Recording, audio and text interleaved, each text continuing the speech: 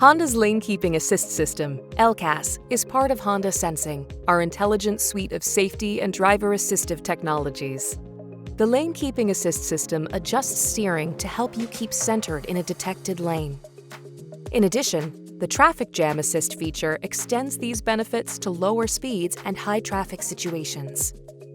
LKAS uses a windshield-mounted camera to detect lane markings and employs the electric power steering to help guide the vehicle to the middle of the detected lane. To activate the system, press the LKAS button on the right side of the steering wheel. The LKAS icon will appear in white in the Driver Information Interface, or DII. If traffic lane lines are detected, they will be represented in white as well. When the system is fully engaged, the LKAS icon and lane lines will turn green.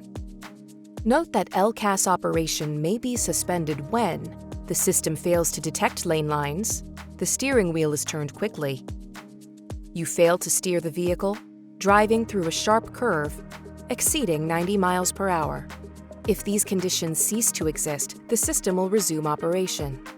Operation may be canceled when the camera becomes extremely hot, the area around the camera gets dirty, the anti-lock braking system or vehicle stability assist engages. A beeper sounds when LKAS is canceled.